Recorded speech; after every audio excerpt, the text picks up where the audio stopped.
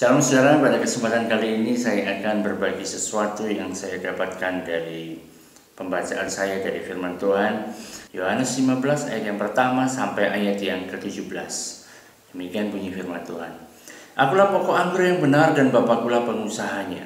Setiap ranting padaku yang tidak berbuah dipotongnya, dan setiap ranting yang berbuah dibersihkannya, supaya ia lebih banyak berbuah. Kamu memang sudah bersih karena firman yang telah kukatakan kepadamu. Tinggallah di dalam aku dan aku di dalam kamu. Sama seperti ranting tidak dapat berbuah dari dirinya sendiri kalau ia tidak tinggal pada pokok anggur. Demikian juga kamu tidak akan berbuah jikalau kamu tidak tinggal di dalam aku. Akulah pokok anggur dan kamulah ranting-rantingnya. Barang siapa tinggal di dalam aku dan aku di dalam dia, ia berbuah banyak.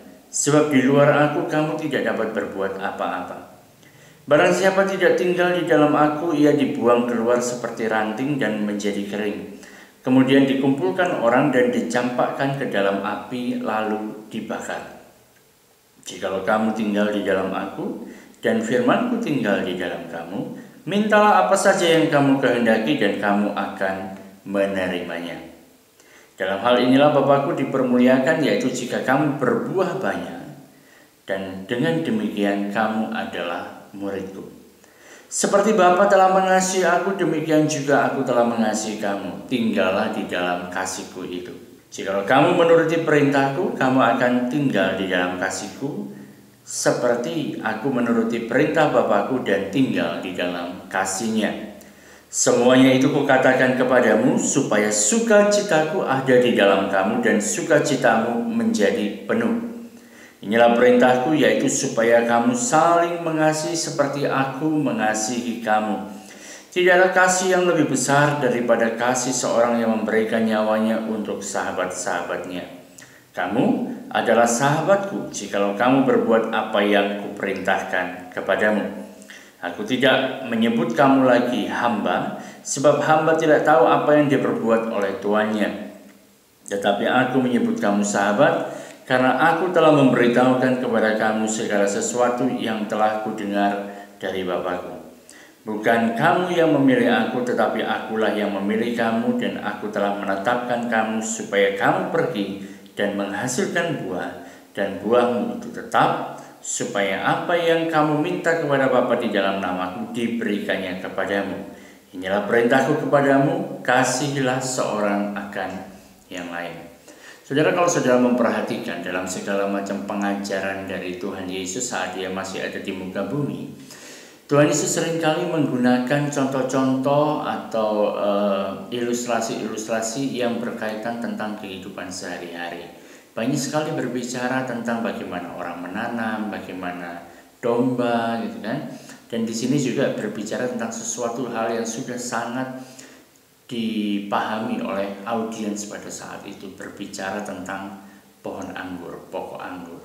Dan mereka tahu seperti apa keadaan pohon anggur, bagaimana pohon anggur itu bertumbuh, bagaimana buahnya itu dihasilkan. Ada beberapa hal yang menarik bagi perhatian saya, dan saya harapkan ini bisa memberkati saudara. Yang pertama, di sini ada satu kata yang diulang berkali-kali.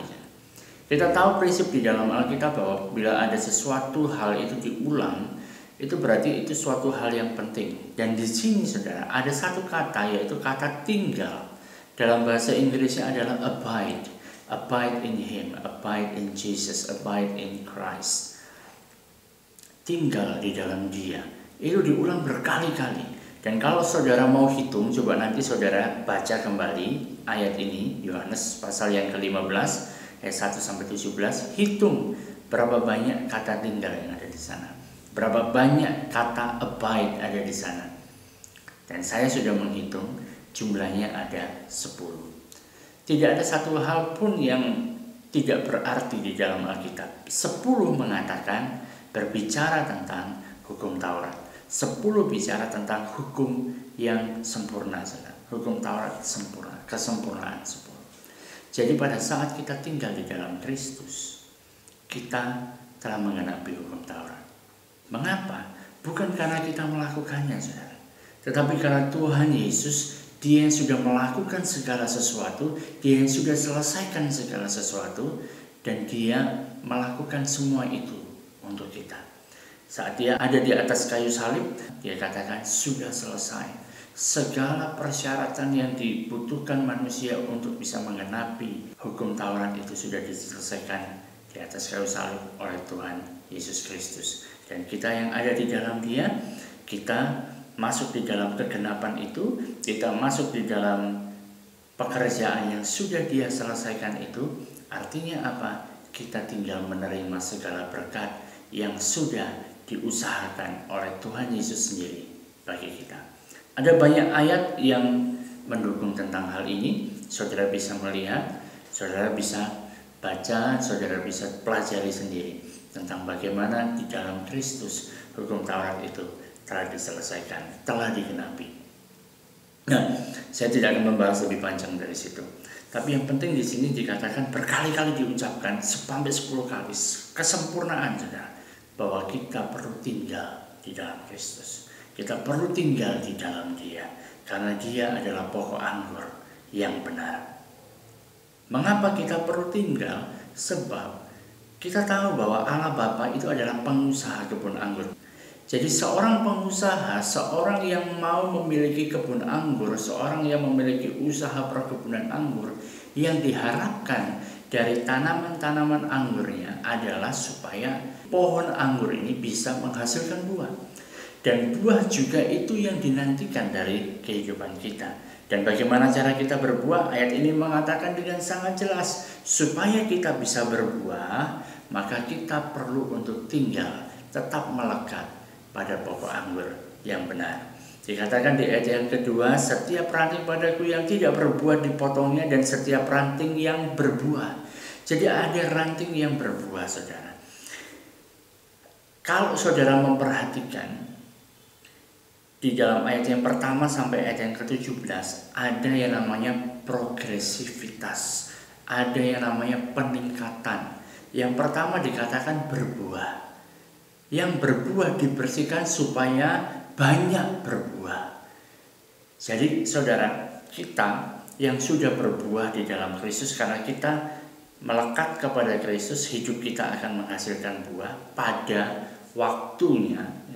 Kita nggak bisa memaksa untuk buah itu muncul, tapi pada waktunya saat kita terus melekat kepada Kristus, maka kita akan menghasilkan buah.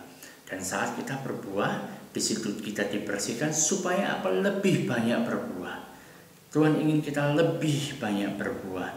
Dan di sini setelah lebih banyak berbuah, saudara akan lihat dalam ayat-ayat berikutnya yang dikatakan tidak hanya sekedar lebih banyak berbuah, tetapi dikatakan berbuah banyak, lebat, sampai saudara temukan di ayat yang ke-16.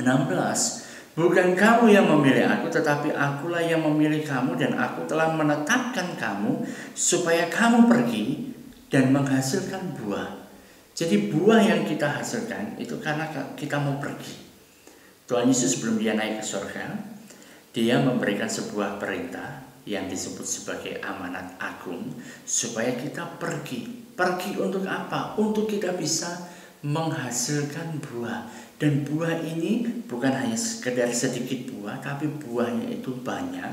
Dan juga buahmu itu tetap ada progresivitas dari berbuah banyak sampai buah yang tetap. Buah yang tetap berbicara tentang buah yang kekal, buah yang sampai kepada kekekalan.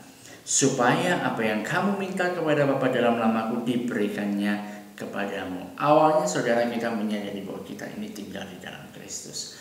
Aku ada di dalam Kristus, maka aku berbuah. Saat aku berbuah, Tuhan melakukan perkaranya dalam kehidupanku. Aku dibersihkan dari semua hal-hal yang tidak baik, itu disingkirkan dalam kehidupanku. Aku mengalami sebuah pembaharuan pikiran, dan aku semakin banyak berbuah. Dan buah yang aku hasilkan bukan hanya sekedar banyak, tetapi buah yang aku hasilkan itu adalah buah yang mencapai pada kekekalan. Bagaimana caranya itu? Pada saat kita berinteraksi dengan orang lain, pada saat kita saling mengasihi. Inilah perintahku kepadamu, kasihilah seorang akan yang lain. Saat kita mulai mengasihi, saat kita menunjukkan kasih itu terpancar dari kehidupan kita, dari situlah kita bisa mendapatkan buah yang tetap, buah yang sampai kepada kekekalan. Karena Allah menghendaki kita untuk menghasilkan buah. Kita ada bukan hanya sekedar untuk tumbuh penuh dengan daun kelihatannya hijau, kelihatannya bagus, tapi tidak ditemukan buah. Tetapi buah itu bukan sesuatu hal yang kita usahakan, bukan sesuatu hal yang kita kerjakan dengan luar biasa supaya kita bisa menghasilkan buah. Karena saudara tidak akan pernah menyaksikan, tidak akan pernah melihat bagaimana sebuah pohon berusaha dengan keras untuk menghasilkan buah. Tidak. Yang dilakukan sebuah pohon adalah dia tetap tertanam, akarnya tetap mengambil sari-sari makanan, pokok carang-carangnya atau dahan-dahannya tetap melekat, maka pada waktunya akan menghasilkan buah. Jadi saudara, tetap tinggal di dalam Kristus. Ketahuilah bahwa engkau sudah ada di dalam Kristus. Efesus mengatakan bahwa kita telah ditempatkan di dalam Kristus. Kita telah didudukkan di dalam Kristus di sebelah kanan Bapa di sorga. Di sana posisi yang paling tinggi, yang paling penuh dengan kuasa. Dan oleh karena itu, karena kita sudah ada di dalam Dia, maka kita pasti akan berbuah. Dan saat kita mulai melangkah, kita mulai pergi untuk mengasihi seorang akan yang lain, maka buah yang kita hasilkan dalam kehidupan kita adalah buah yang tetap untuk kekekalan. Tuhan Yesus memberkati saudara. Dan kalau saudara diberkati dengan apa yang saya sampaikan pada saat ini, saudara bisa klik like dan juga subscribe, supaya nanti begitu ada video-video berikutnya yang saya upload, saudara bisa langsung mendapatkan video yang sama. Dan kemudian saudara bisa share, bagikan ini kepada teman-teman yang lain. Dan kiranya kasih karunia dan damai sejahtera dari Allah Bapa dan Tuhan Yesus Kristus menyertai saudara sekalian. Tuhan Yesus memberkati.